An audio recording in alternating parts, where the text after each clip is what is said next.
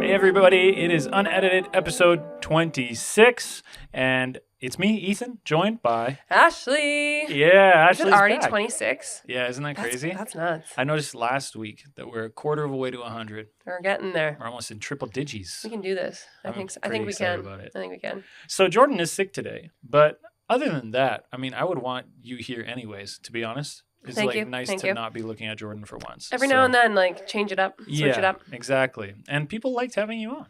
We hope. Here's the thing. We need to have you on one time when it's not just last minute. That's the thing. The last 2 times that I've come on, it's like, someone's sick. Ashley, pop in. Yeah, I'm exactly. Okay. Yeah. Then I sit here and I'm like, I'm not ready to go. Just imagine you guys, listeners, watchers, how great Ashley would be if she had prep time too. If she's this good just on the spot. If I could think, that would be great. It's like if I only had a brain. Basically. Goodness. I almost was about to go into a whole Wicked thing right there. You can't talk about Wizard of Oz with me right now. Did you saw it? Eh? Oh, it's so good. Yeah? I loved it. When did you see it? The day it came out. Okay. Thursday. We got the Thursday night tickets where it comes out on the Friday, but because it's released somewhere else, there's actually Thursday night seats. Anyway, so good. I've seen the musical, though, before. I'm not as, extreme as some people, but I didn't know until the week of that it was going to be a part 1 of part 2. Oh, yes. And when I found that out, I was like, I'm glad I found it out beforehand because it ends at the act 1. And so act 2 is part 2, which makes sense, really. I think it's actually smart because they could do so much more with it. Right. But I loved it. Kind of stay more moment. Faithful to the musical, probably, hey? Because how long is the musical? Well, it's it's actually extending it, right? So it extends what the musical actually is in that sense. But I felt like they could develop it a lot more, the characters well. And part 1 of the play in the musical is actually the precursor to the Wizard of Oz, and then the Wizard of Oz kind of lines up with Act 2. So those would be happening at the same time. Oh, yeah, that's interesting. Okay. And there's so much more in Act 2 that you're like, oh, and you make those connections with. Anyway, that was a total tangent, but Wicked is amazing. No, I'm very interested because my wife Alyssa was like, she told me, she's like, I don't really like to go to movies, but I want to go see that. You should. So okay. If you can make it in theater, it is worth it. Yeah. The music alone, you're just like, oh. Do you know when it leaves theaters by chance? Will it be in over the holidays? I think it will because of how well it's done. You know how some they skedaddle real quick because they're just not that good of a movie, maybe. Some of them are like, let's make more money. Yeah, and I think that people will go to this more than once kind of movie. So, yeah, cool. I think so. Remember when there was the cheap seats where you could wait for the movie to go to the cheap seats rather than the movie going to a platform somewhere? Well, you can still sort of do that with Cineplex Odeon, I think. Okay. They but do it's not they like keep Rainbow. them later, but no, Rainbow was amazing. The $2 movies, $2 Tuesdays.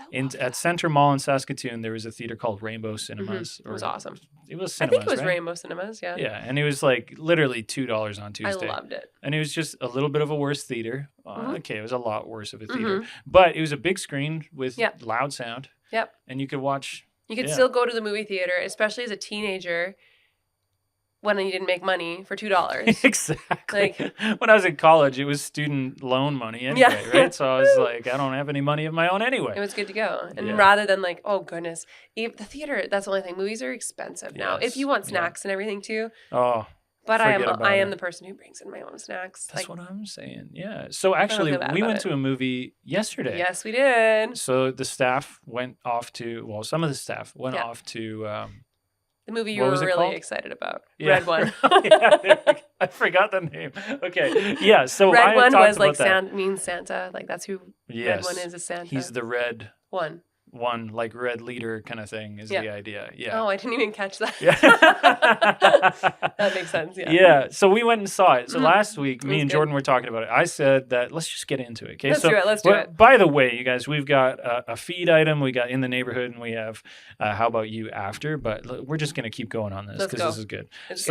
I had said that including the bump of rating that would be just going to see a movie with people you like, it would be a 5 out of 10. Mm-hmm. So also, honestly, I could probably say that 2 of those points would be just because it's a fun time. Yeah. Not because the movie's good. And the fact that we actually had the whole theater to ourselves. Yeah. And I think it was accurate. I think it holds up. Yeah. I said 5 out of 10 last week. I would hold that. I would hold it up this week. What did you think? What were your thoughts on it? I feel like a 5 out of 10 is a fair rating for this movie, actually. Because, before the movie started, the bass in that place was like making my eardrums vibrate. And normally I'm not that sensitive to that much noise, but I turned to Dawn and I was like, I can't. Like, this is louder than normal. Yeah. Like, just the previews were intense. It was a little unhinged, honestly. A little bit. Like, it was really loose, too. Yeah, like, exactly. It wasn't, like, tight. Yeah, no, I get what you mean with that. Yeah. Anyway, but the movie itself, I think for what it was interesting. Like, there was characters I wasn't expecting to be in it, like Krampus and things like that, where I was like, so it was interesting, but I felt like they just literally took a whole lot of things and made it into one movie. Like, it was entertaining. I was entertained. Like, I wasn't, like, bored of it by any times, other than, like, it could have been maybe a little shorter. Yeah. But, so I think that it was a fair movie. I was like, I don't know what age, I was talking to Pastor Louis about this, and I'm like, I don't know what age range it would be for. That's the tricky thing. Because there's be parts that would be way too scary for little kids. Totally. 100%. Like, my niece I think she'd be scared of it, or else she'd want to watch it with, like, the family. Mm-hmm. So that would be like the one thing. I'm like, I couldn't figure out the age range. Neither could I. Because I think as an adult, you're kind of like, I mean, I don't know. Like, I don't want to say it was kiddie because it wasn't. So that's the weird thing, right? Like, you can't be like, well, it's kind of childish. But then you're like, it's not like for areas. Adults though. Like, like as an adult, you're watching, you're kind of like, it's whimsical.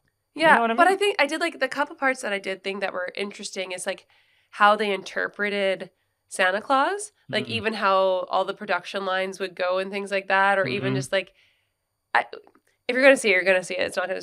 This isn't ruining the storyline.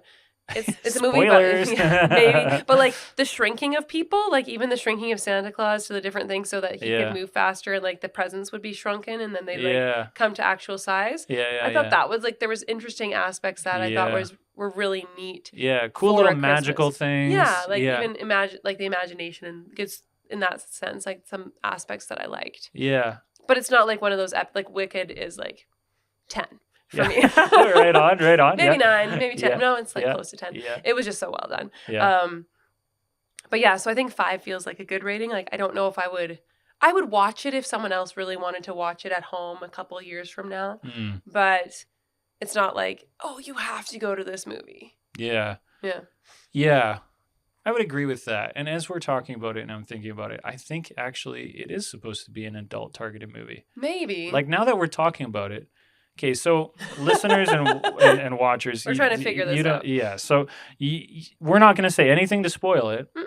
But the themes in the movie and the language in the movie would be like, this is not meant for anybody under 6 for sure. For sure. And a lot of under 10s for sure. Yeah, I think there'd be a lot of parts that would be a little scary for kids in general and just the thematic aspects of it. Yeah. Yeah. There's definitely so there is, this is not spoiling anything, but there's sort of inclusion of like pre-Christian pagan Christmas mythology. So there's like some fantasy stuff mixed in that like along with Santa Claus, like you already mentioned Krampus. Yeah. Or is it Krampus? Is it Krampus or Krampus? I always said Krampus. Or is it Crunkus? Because he likes to crunk. I don't think it's Crunkus, but you could go with that.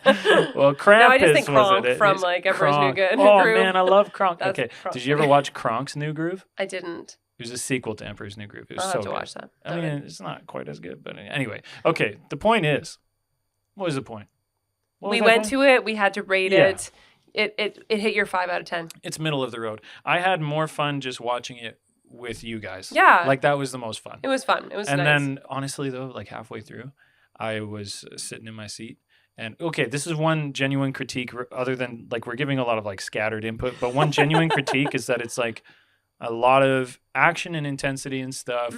And then they'll just like hit the brakes really dramatically and they'll be like, but seriously guys, what's the meaning of Christmas? You know, like they'll just, it'll go from like a 10 to like a 2 in terms of intensity, just like quite often and quite quickly, which is one of the reasons I think it's meant for adults is because the action is crazy. The language is like not abominable, but it's not kid safe. Yeah. And then the, even the messaging of it is really all about from the adult perspective, how do adults enjoy Christmas, you know? Yeah. So there's like lots of heartfelt stuff that I liked, but it felt really like whiplashy where it's like explosions and Dwayne The Rock Johnson and, you know, and then it's like, no, but really like how's your heart? You know what I mean? Like, and just like really deep stuff. A little bit of that yo-yo back and forth. Yeah. So then like I kind of got emotionally tired halfway through the movie. Oh, fair. Interesting. Where I was kind of just like falling asleep a little bit. Like I was like, I'm really tired. Like I can't keep up with like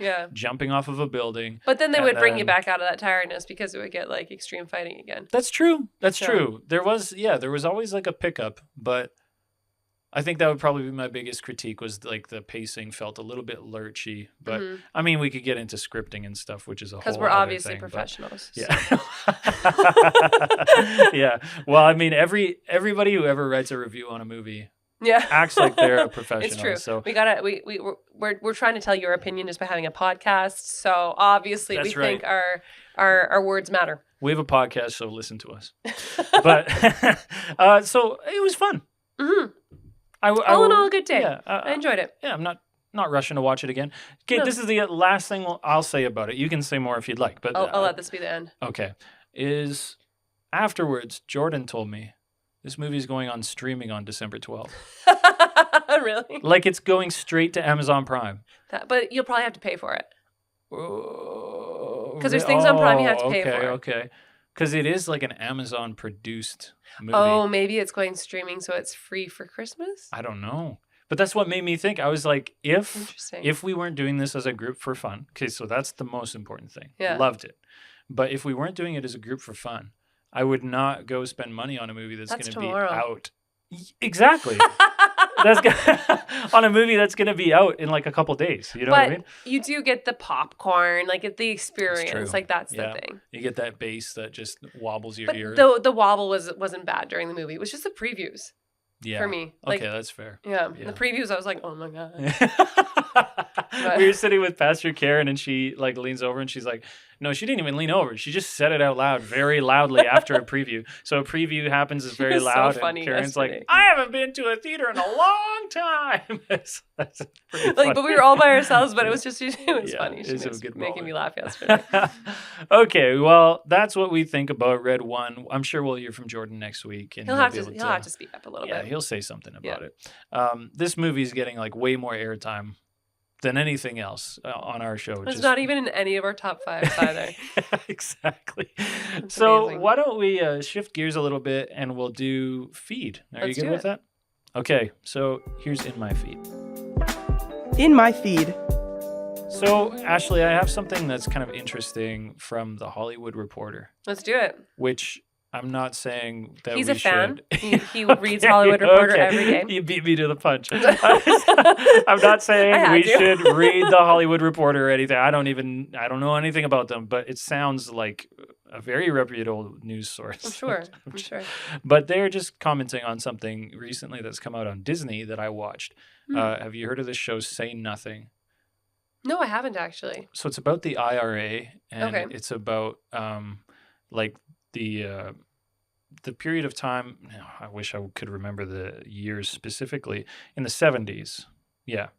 So late 60s, early 70s, when the IRA were fighting British forces in Ireland, and there's this time called, I think it was called the Troubles. The Troubles, yeah, that's what it would be called. Okay. Yeah. So the Troubles, and people went missing, and they were called the Disappeared. So like the idea is that the IRA is like a resistance, or there's a better word for that. What's a better word for resistance?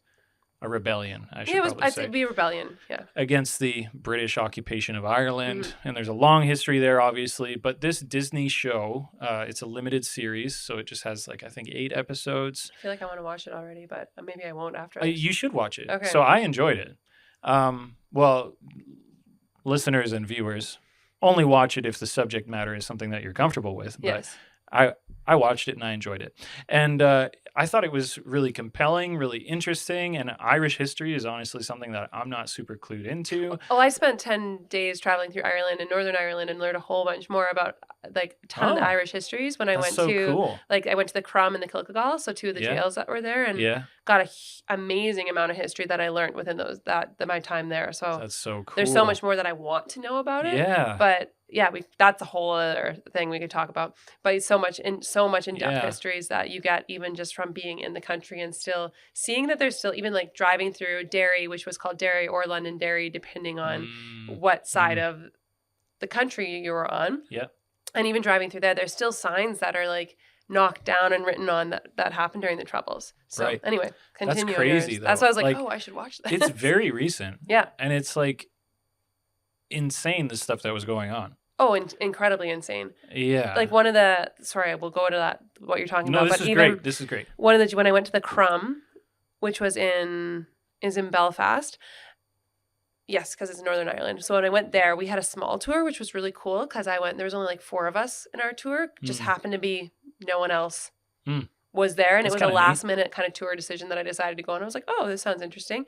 And it was really cool because they have a picture of one of the gentlemen. There's only one person to ever escape the Crumb. 2 of them tried to, and the one guy fell down and broke his legs. And then the other guy escaped, and there's a picture of him returning to the Crumb with his grandson afterwards. And he came in as a free man because when he escaped, he had escaped into like the bush somewhere. And then after everything had happened with the rebellion, the Queen forgave everybody that was in jail for the different things to do with the rebellion. Okay. And so when he had escaped, he was then forgiven. Yeah. And so everyone else had been released, but he then was forgiven from what had brought him in there. Yeah. So the next time he came back, he was a paying customer to come through for this tour with his grandson. Wow. So That's he left crazy. the Crumb by escaping, and he came back. So they have a picture of him up in the jail, which was just so interesting because it's just the fact that he could come back and be like, this is where I was. Yeah. But it was for all the rebellion type things, not even for things that we would think most people would be in jail for like murder or all this kind of stuff. Yeah, yeah. And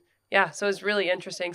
One of the hardest tours I've ever gone on at the very end, because you just see a lot of stuff that's really difficult to talk about and to be a part of. Sure. And it was like one of the places, like people were like taking pictures. I'm like, I can't take photos of this. Like it felt wrong to me personally, just for different reasons. But I learned so much history in that like 1 hour tour. Yeah. So, but it was really cool to see that guy came back with his grandson. Yeah, no doubt. Like, and where else is there a story like that? I'm sure there's other instances, but like, you know what I mean? Yeah. Like it's not a common thing for somebody to escape imprisonment and then to be forgiven while you're out. Yeah. Like, and then, but yeah. Wow. Well, so I mean, the show shined a lot of light onto like the intensity of the situation, and like lots of stuff that I've heard references to, but I've never like seen any dramatization of before or anything. So it led me into like my own personal research to just go explore some stuff, which I thought was interesting. So it is a dramatization focused on a few key individuals that were members of the IRA or volunteers for the IRA. And the IRA in and of itself is just a whole other interesting thing. Like there's like different chapters and different times and they did different things, and there's still an IRA. There's still multiple apparently. And anyways, the point is the show's Say Nothing just talks about like the code of silence that was so heavily like, it was like the IRA was steeped in this silence, where it was like, don't tell anybody anything. Yeah. And like what happens is secret, and there's people that know things and they don't tell anybody. And if you know something, like, and people that tell anybody get killed, like executed. Yeah. And so the Irish rebelling against the British occupation, and very, very interesting. And throughout the show, you kind of see this, like, you start from the perspective. I'm not going to give anything away, by the way, guys. Just good, because I want to watch it. Like, clear. I'm intrigued. This could be my Christmas break show. Yes, well, it should be. I think it will. Be. It's pretty heavy at times, but it's good. But if you it starts from the perspective of some young Irish people. Mm-hmm. And then as you move through, you see a little bit more, like you see the British in one light, but then a few episodes later, you might see a little bit of a different perspective, and then things keep shifting. And by the end of the show, you're just like, whoa, So that really doesn't give anything away, except to say that it was very compelling and like nuanced. It wasn't just like, it wasn't painting people as heroes or villains, you know? It was like, these are people that were in the middle of a struggle, like for life and death, and for rights. And so anyway, the reason that I bring up this show is because one person who had a character based on them called Marion Price, and I'm not going to talk about anything that happened to this person in the show, just to not spoil anything, but this Marion Price, who goes by her maiden name now, so it's a different name, but I don't have McConneville, I think. No, McGlinchey. McGlinchey. Yes. Anyway, that's a great name. Marion McGlinchey is her name now, but she was Marion Price in the show, and she has taken steps to sue Disney over the depiction that she had in Say Nothing. Interesting. Yeah, so she is one of two sisters that sort of become a big core of the storyline moving forward, and the story spans like 30 years or so. Okay. I think, anyways. Don't correct me on that, but yeah, don't quote me on that. But so apparently, she thought that some of the depictions there were very blunt things assigned to different characters throughout the show. Like this person did this thing, and it's like sort of conjecture, and it's sort of like. Some of it is like there's record of people talking about it because there's a project that is even referenced in the show from Boston University, I believe, or Boston College. I forget what it's called. But there's a study done where Boston College, where they had like stories told in privacy so that people could speak about what happened in the IRA. Yeah. And then they wouldn't release any of the recordings until those people were dead. That's how it's depicted in the show. But she's still alive. And she's alive, and she didn't have any recordings to do with it, but her sister did, and other people from the IRA. So she was like implicated in these recordings, but then there's a lot about like some of this evidence not be, I'm using air quotations here. Like some of this evidence is like not, it's not something you can actually use to like, convict anybody or anything. So it's complicated, right? And it's word of mouth, and it's really just like the project that Boston College did was supposed to be apparently just a way to, get some record down of what happened in Ireland's history and to like break the silence a little bit, but to also do it in a way where people could live the rest of their lives without the implications of these things following them. But Marion Price, who in the show is not depicted as sharing anything with the Boston College project, is implicated for some serious things in the show. And so now she's saying this is like serious defamation. Like you can't just like say something like that about a person. And she's still living, right? So it's like the thing. Which means she's able to fight to tell her actual story too. Yes.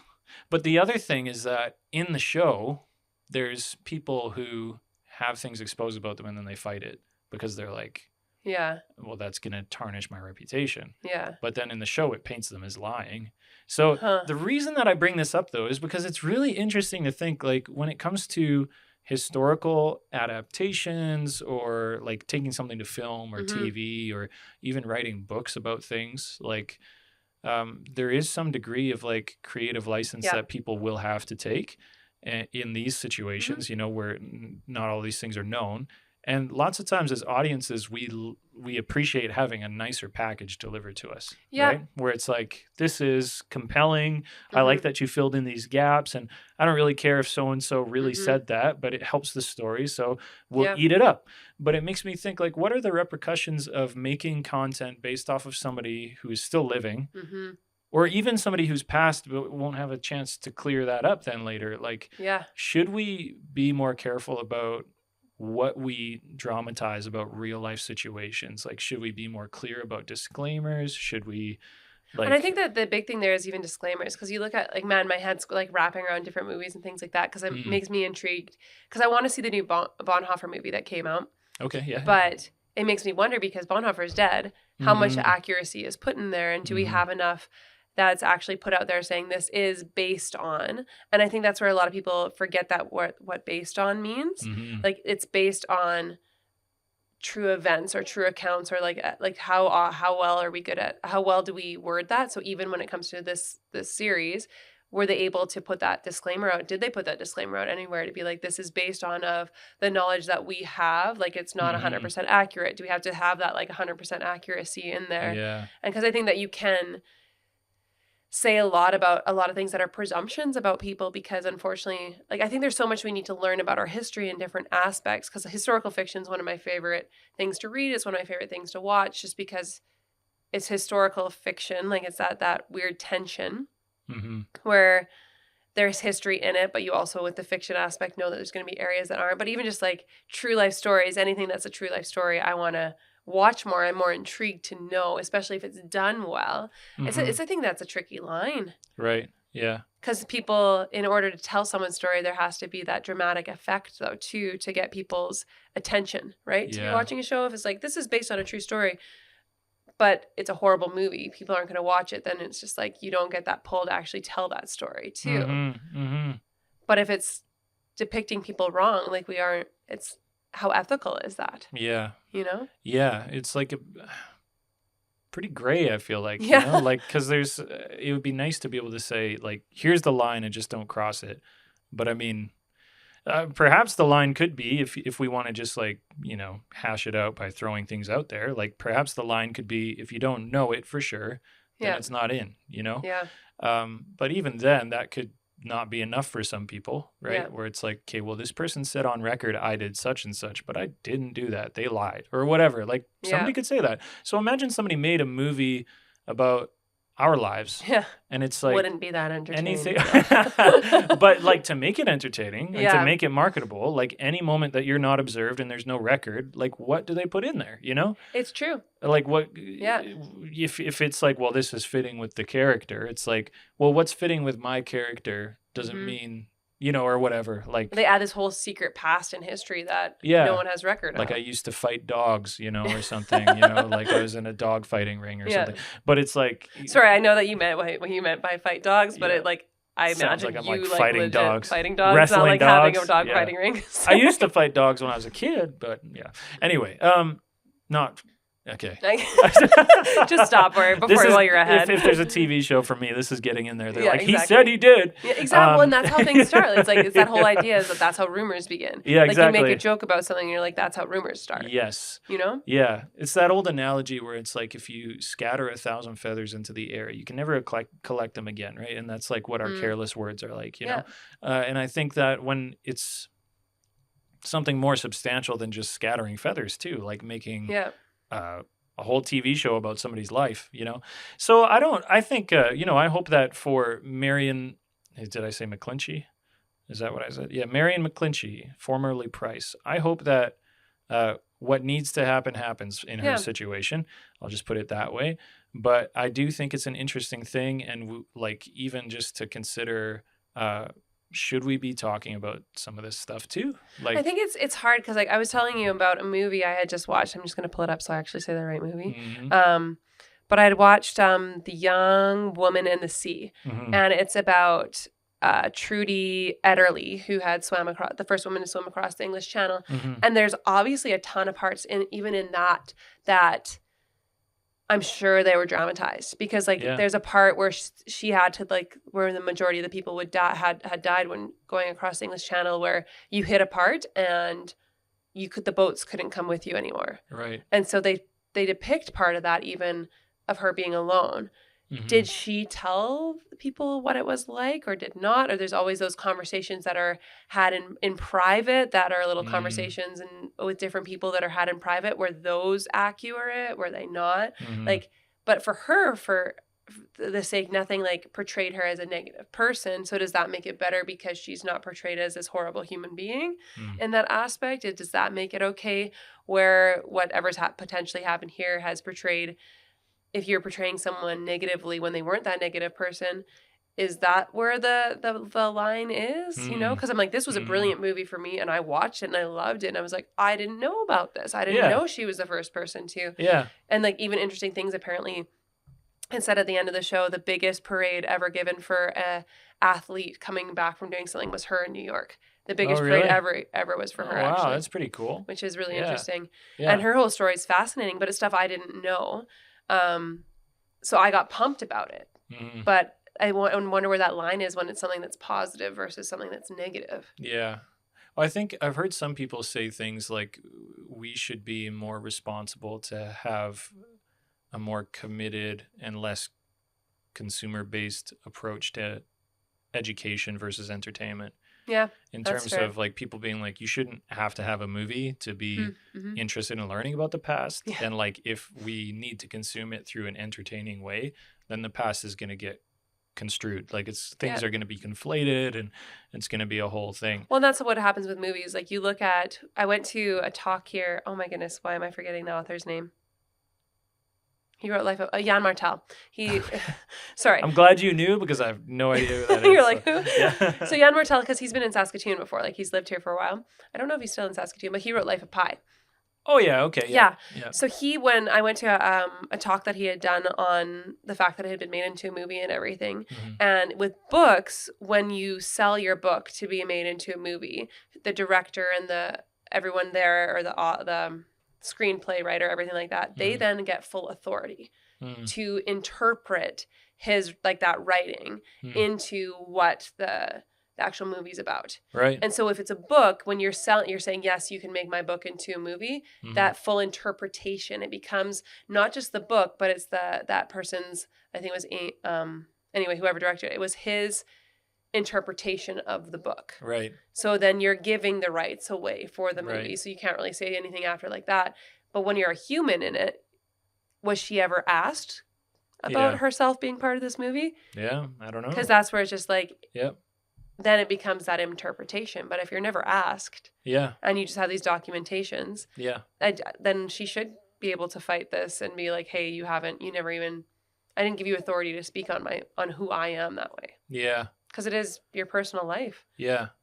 I kind of wonder if we should have, so I enjoyed this show, like I just said, and I've enjoyed other adaptations of historical events. But at the same time, I really enjoy historical fiction without like it being based on reality even. Like I enjoy, so there's lots of great shows out there like Peaky Blinders maybe or whatever is like, that's a movie about crime and secrecy and the IRA's in that show and stuff too, and there's like, that's just fiction, right? Yeah. Like it's just, maybe it's based on some people. It has like characters in it, like Churchill and stuff like that. But and it's kind of just to ground it. But you watch that and you're not like, oh, this implicates so-and-so or whatever. Exactly. The names have been changed and stuff. Whereas like when you watch a documentary, okay, so I know lots of people are just going to fall asleep once you say the word documentary or docuseries. So yeah, I love documentaries, but they have to be compelling. That's the thing. But it's not how sensational it is. It's about how well it's presented in the pacing in my mind. Yeah. So I would rather almost watch so for World War II and stuff, for example, like I prefer to watch documentary-based stuff, and like war movies really have to be very specific for me to even watch it. Yeah. Because I don't really, I don't know. It depends on which movie it is. Yeah. But there is like a glorification sometimes when it comes to some of those kind of movies and things like that. And that's where we can go too far in the glorification to make the movie what it is, rather than it actually being the story that needs to be told. Yeah. And like we had mentioned earlier in a different conversation that you and I had, is like shows about serial killers. Like, should we even do that? Exactly. Where I'm like, I think that there's the like if you want to do something, do a documentary, but are you giving too much glory to these characters? Yeah. I say characters, but they're real people who did horrific things. Exactly. Like, why are we creating business and money and all this other stuff? Like a mythos around it. Yeah. So there's a line there too where I would say like, if this was something that was good for the victims' families or something maybe, but even then I would be like, you could probably accomplish that through something that's a little bit more scientific in its approach, or historic in its approach, I should probably say, in terms of being like, let's do a docuseries about this stuff because this happened and it's important for us to like look at it and learn maybe. Yeah. But like entertained by it is to be entertained, and then to have the victims' like, families. Yeah. Traumas be brought up. And they're being represented in the movies and stuff or TV shows or whatever, right? So there's a war movie, 1917, that was, okay, so it's a story about two brothers. And me and my brother watched it together. And that was like really harrowing, actually. Just a weird thing to experience with your brother, watching two brothers like who would have been our age, like going through war or younger than us, like us as teenagers kind of thing, Anyway, but I actually really like that movie because it does not romanticize war. There's horrific things and there's not like those are the bad people and we're the good. It's like, this is war. Yeah. And like there's disturbing, messed up stuff that happens in the movie that should make you feel very uncomfortable, And also it's just shot very brilliantly. But I'll watch that because it's like, this is a sobering reminder and a compelling observation of something that was horrible, and it's not making it look great, but it is calling out the humanity in it, and it's like showing us something that is worth seeing, you know? Anyway, so good little feed there. Little feed there. You have to let us know your thoughts. Maybe it's going to be hard to let us know your thoughts on some of that stuff, but just type out a few paragraphs for us here. What do you feel about this? Yeah, why don't you tell us if you like historic adaptations, or if you prefer historic fiction or like documentaries or something. But I like both, but this is definitely making me think about some of what I'm watching. When it comes to that, like, what is the accuracy? Yeah. Maybe it's just going into it always thinking, like, it's not always accurate. Yeah. It's just like everything you find out on the internet is not always accurate. Oh, so true. Well, even just having a conversation with someone, it's not always accurate. The interpretation isn't always accurate because there's your story, my story, the truth of everything that happened. And, so there's a lot to that. Yeah. It's whole go take a psych class. Exactly. The psychology of it all. Well, I think in Christian living, we should pause to consider the ethical and moral ramifications of the things that we enjoy as content, right? So I think it's a worthy conversation. Maybe even just have a conversation with someone this week about this and, see where it goes, see what you think. But if that's been our feed, I think that means that it's time for In the Neighborhood. Here we go in the neighborhood. I'm going to peace out for this part, but I'll be back at How About You? In the Neighborhood. It's time for In the Neighborhood, and we are talking about what we are doing this week at the Neighbourhood Church. We've been going through a series on Advent, which is a cool word and a cool part of the church calendar. So Advent is, depending where you come from, it might be something you're familiar with as just like a habit that church life involves, or it might be something that you don't really talk about too much, and you could be a Christian and not have any experience or have a lot of experience. So Advent comes from the Latin word adventus, which means coming, and the Advent means the arrival. So when we do Advent going into Christmas time, we spend like 4 weeks just focusing on the arrival of Jesus. So that's what we're talking about through this Advent series, is the arrival of Jesus. And we're supposed to use Advent as a time to prepare ourselves. Sort of like if you've heard of Lent before, it's like a preparation for Easter, and these different habits help us with spiritual disciplines and, keeping ourselves in a state of engagement with our faith. So anyway, we've been going through Advent. And this week we talked about peace at the Neighbourhood Church. So I was speaking. If you guys were there, then you heard it.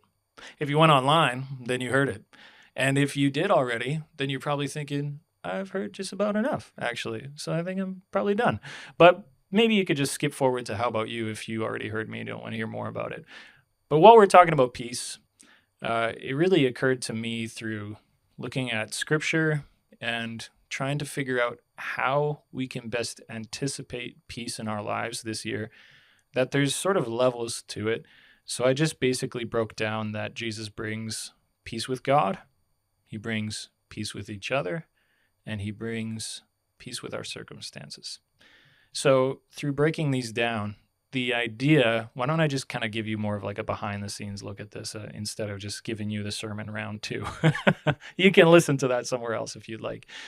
But the idea is that Jesus, when he brings peace, it's not just flitting moments of peace on the holidays when you get along with your family members, or, you're at the mall and you're like, it's so peaceful here, the Christmas music or the snow falling. Or peace is a huge, huge, big, like reality shifting thing, but it also trickles all the way down into moments in our lives and circumstances and reacting to situations.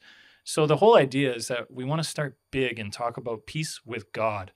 It's existential, and it's humanity and deity. It's like these huge forces that are, we really identify with humanity, what it means to be human, to be flawed, and to have struggles. And that's our story. And we, throughout history, have related humanity to all sorts of different sorts of, deities, and how do we fit in this world, and what's the meaning of life. And then there's God, the deity, who is just like transcendent, beyond, and like infinite, but also immanent. So to think about peace in that huge cosmic sense is really important for us at Christmas time, to just take time to recognize that Jesus showed up. He came to earth, and he came so that he could show that there's a path for peace with God, humanity and God. Like there's a wholeness that has been brought through Jesus, and it's not restricted to a certain people group or anything. It's open to everybody who would have it, who would just show up to the table. And so that's like a big, big thought to digest. And even just saying this, it's like so easy to talk about for me, but to actually recognize that, to live that out and to break that down changes Christmas entirely. To think that humanity who is separated from God has peace with God. We've been reunited. We've had the fracture healed. Humanity being far from God isn't our reality anymore. We get to go to God freely and openly because of the peace with God that Jesus brought. So when you start big picture like that, and you think about everything that means, like that is existence, right? That's meaning for life. That's beyond what we can talk about just in words in a podcast. And we can take it down a level to make it a little bit more relatable. And amongst humanity itself, we see that Jesus brought peace with each other amongst humanity. So people who were formerly separated, Jesus came and united in him. So he created a new way for people to connect with each other that was completely unprecedented and has brought unity throughout different cultures, political systems, governments, philosophies, and this peace between people has changed the world. That's why there's still Christians around and still doing their thing. We see Paul talking about how Jews and Gentiles, specifically the Jewish people and the Gentiles being everybody else in the world, were stitched together through Jesus. They really didn't like each other a lot, especially the Jewish people. The people of Israel were chosen to be God's people to make a connection with humanity. So God chose Israel so that he could redeem the relationship of himself with humanity through Israel. So you can even look in the Old Testament, and there's lots written about how Israel should absorb new people into their nation, into their culture, and into this kingdom that is God's. But when Jesus comes, he expands it to everybody, and every barrier is broken down. So just to be clear, by the way, Israel was supposed to expand the family of God to everybody, but it wasn't quite working. And so when Jesus came, he set it right. He fixed it. He made the situation completely open. And so now the connection between each other can't be held back by cultural barrier or historic harms or any sort of prejudice. And it's something that's very important for us to consider from like a cultural, national perspective, even as we think about things like the need for reconciliation within our nation and the need for, reconciliation around the world, like for walls to be torn down. There's wars that are happening in our world. And when we come up to Christmas, we can remember and anticipate that Jesus brought a way for peace between people. He brought a path forward for people to tear down walls of hostility, as Paul phrases it in Ephesians, where there doesn't have to be anything between us. And in that love and in that honesty and in that self-sacrificing, these harms can be healed over time. And that's really I could talk about that forever, just like how do we actually knit people together when there have been harms and stuff. But the scripture is very clear that it's through love and through forgiveness and through, compassion and empathy and caring for each other and serving each other. So it's not about, a culture absorbing another one or walking over another one, but about them meeting together and becoming something beautiful together. But beyond the cultural stuff, you can get even more personal with it. So there's this picture of God and humanity being united. There's people being united despite all the odds or circumstances looking differently. And then there's even just you specifically in your life. There's an opportunity through Christ's path that he set for us to have peace with your friends, your family, your enemies. the people in your life who would be at odds with you, there's a path for peace with you.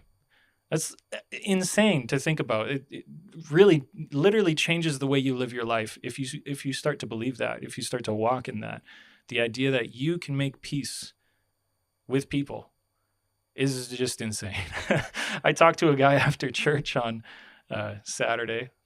I won't say his name or anything, but he told me, he's like, yeah, if there's ever a purge, I'm going to my brother-in-law first. It's like, oh my goodness, dude, like that's intense. So he's just being honest with me, and I appreciate that he's just presenting how he feels. But the reality is lots of people feel things like that for people in their lives. There's deep animosity and rifts and history, and people have, come back and hurt us time and time again. And there's a deep need for healing in that. There's a deep need for peace with each other. And we really, it's suboptimal to live our lives having these conflicts and these trenches dug between each other. Like, that's not a full life.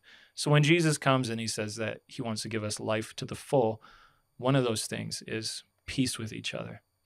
So the last thing is getting even more specific, going from the big God picture, the cosmic picture, to the humanity picture, to the relationship picture, and even more specifically, you as an individual internally. There's this introspective picture about having peace with your circumstances. So Jesus says that we can actually find peace in the midst of our circumstances. So I won't spend too much time on this again because I don't want to preach a whole second sermon, even though I've been talking a long time already. But we can have peace with our circumstances. Something that I want to say about this, and I use some supporting scripture. You can go look up the sermon and stuff. And if you want, you can ask comments on this podcast and we'll send you stuff. I'll send you stuff if you want. But we aren't actually promised with Jesus that we'll have a peaceful outcome from everything, that our circumstances will just be dissolved into a blissful peace. But we are promised peace in the midst of going through what we're going through. And that is something that's even better than just a magic eraser that will just say, I don't want to be struggling with my marriage. I don't want to be struggling with my education. I don't want to be struggling with this relationship. I don't want blah, blah, blah, blah, blah, finances. Instead, it's like, hey, you're going to go through that. You're going to have hard times. Jesus actually promises that we'll have hard times. And in the middle of it, you can have peace. So just this Christmas, as you anticipate Christmas coming up, as you get ready for Christmas and you look forward to Jesus' arrival, consider the fact that there's peace with God, there's peace with people, and there's peace available for you in your circumstances. So I hope that speaks to you guys, and have peace this Christmas. With that said, it's time to move into our final segment of the show. How about you? How about you? So we had some good comments. We did? We had two specific good comments that I'm going to highlight. I haven't looked at them. Normally I do. Okay, so well, you know what I love is this new feature where Spotify lets you comment on stuff. It's good. I like it. I've actually commented on some podcasts that I listen to. Hey, there you go. Come on. At least one. They took out the music out of this podcast I was listening to. Anyway, I'm not going to get into it. Obviously, it's a bit of a trigger for me. So I can tell. But we got two comments on Let's hear 'em. Spotify this week, and we had asked people last week about Christmas music. Yeah. We had asked people about red wine, I think, as well. Of course, red wine's going to be just like the theme of this year for us, of Christmas, apparently. Like 6 episodes of Unedited are going to be dedicated to this movie.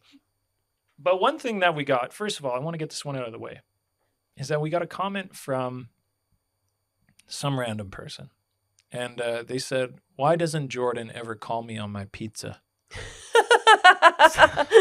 So last week I showed it was worst content ever for people to watch and to listen to. He shows a video on a podcast that no one else can see. Yeah, but I just really thought of it because Jordan was talking about having a vinyl that looked like pizza. A pizza, and I was like, there's a video where a guy turns in a literal pizza and it plays Drake's song Hotline Bling, but it says, you used to call me on my pizza. Anyway, that is like, okay, like if I could just use awesome. A cringy phrase for this, like that lives rent free for me. So good to go. It's always there. Now you need to go find a pizza. Yeah, but somebody's wondering, why doesn't Jordan ever call me on my pizza? Jordan, you got to listen to this. You got to figure it out. yo, hit them up, dude. Mm-hmm. Get those digis and give them a ring, you know? They want to hear from you. Hit them on the hotline bling. Okay, and then another comment said, this is from Lou, who's a friend of the show. Not just a listener, but a friend because she's been here. She's wonderful. Lou said, I have a Christmas record of various artists, and when you open it, it's a pop-up nativity. What? Like it's a record? Yes. Isn't that cool? That is not what I would expect from a record. That's so cool. Yeah, so last week we were looking at, and listeners, you wouldn't have seen it, but I think we described it, like Jordan had this Home Alone, it was beautiful. John Williams score, and like when you pulled the sleeve, the cover was like the front of the McAllister house, and when you pulled the sleeve, it like moved stuff in the house. It's a really cool record. Like just the... Very cool. I like the creativity. Yeah. So Lou said, very fun. We agree, Lou. That is very I want to see it. You need to send us a video, please. Thank you. Yeah, absolutely. And then she also said, my top Christmas record ever is the Beach Boys Christmas album. I love that that's her top record ever. That's I'm amazing. not even familiar with it. Well, I've listened to it. Like, and there's, of course, some good Christmas songs on it. There's a lot of, oh my goodness, Kay, actually. So. Are you going to show us a video? No, I'm not going to show you a video, but I'm pulling up something on my phone because I was like thinking of all these Christmas songs that I was watching this thing and Jimmy Fallon was on it. Anyway. Yeah. Well, last week, by the way, you said Burl Ives. Burl Ives, that was one ones, that I wanted to talk about. I feel like it's just so much nostalgia with that one because Burl Ives has all the music from like the Rudolph and all those things, and it's just very, very classic to me. Yeah. But I was thinking of different ones, like Paul McCartney's song "Wonderful Christmas Time." Like that's such a good song that we didn't talk about. Stevie Wonder's "Someday at Christmas." It's good. I don't feel like singing it. No, sing it. Come on. I don't know it. Day at Christmas. I don't want to sing. Everybody just go listen to it. You'll recognize it. I'll show it to you after. Christmas, Baby Please Come Home by Phil Spector was another one that came up, and I was like, oh my goodness, these are all so good. Yeah.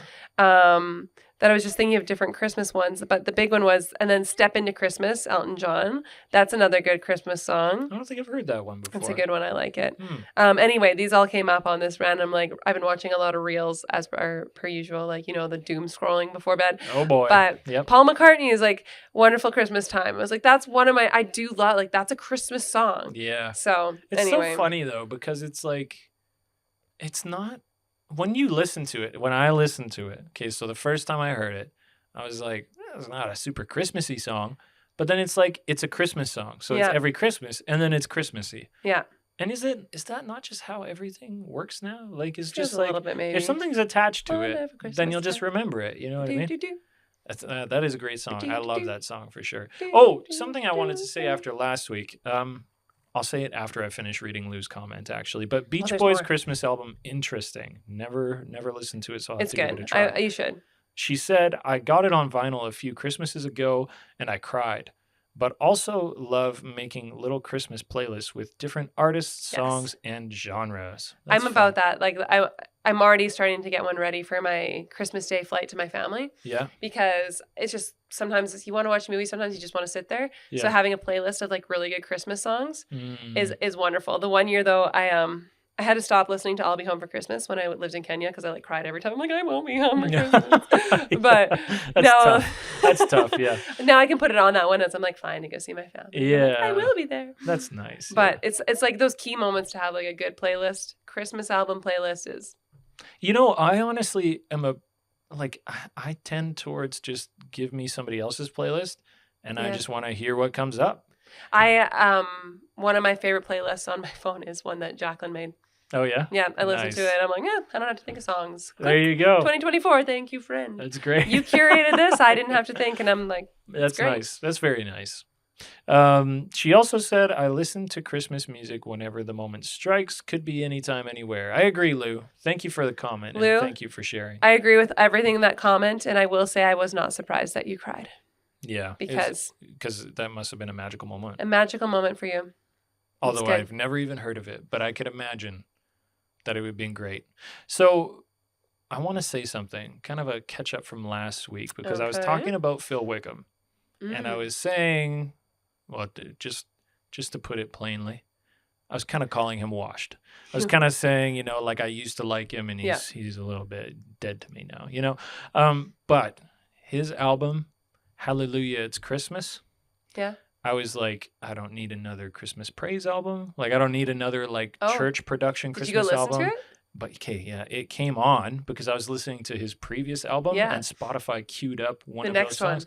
He does this rendition of God Rest You Merry Gentlemen that he has no right for that song to slap that hard. It is crazy. It's actually like, I was like, this is probably my favorite Christmas song so far this year.